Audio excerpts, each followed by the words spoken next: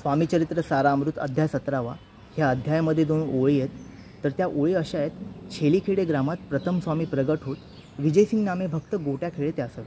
तर ह्या ओळींचा अर्थ खूप लोकांना माहीत नाही आहे। ह्याची सुरुवात होते हरिभाऊपासून। जेव्हा हरिभाऊ यांना व्यापारामध्ये स्वामी कृपेने नफा होतो, तेव्हा ते अक्कलकोटमध्ये श्री स्वामी समर्थ महाराजांना भेटायला जातात। आता अक्कलकोटमध्ये गेल्यानंतर ते स्वामींच्या भक्तीमध्ये इतके जास्त मग्न होतात की स्वतःला विसरून बसतात। स्वामी त्यांची भक्ती बघून त्यांच्यावर प्रसन्न होतात आणि त्यांना संन्यास घेऊन मुंबईची गादी चालवायला सांगतात।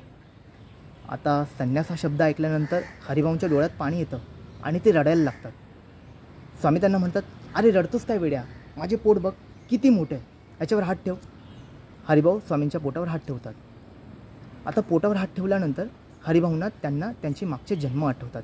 त्यातला एक जन्म असतो ज्यामध्ये त्यांचं नाव असतं विजयसिंग।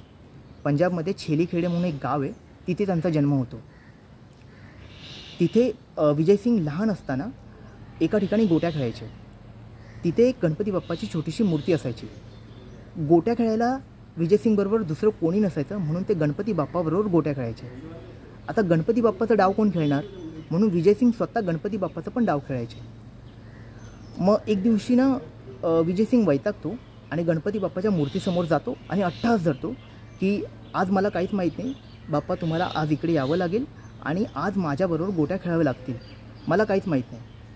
तर त्यांचं निस्वार्थ प्रेम बघून देवाला राहवत नाही आणि धरती मातेला एक चीर पडते आणि धरती मातेच्या आतून एक दिव्य शक्ती प्रगट होते।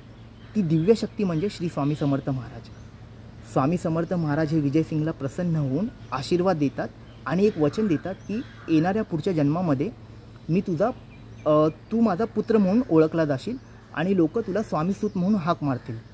तर त्या 2 ओळींचा अर्थ असा होतो। श्री स्वामी समर्थ।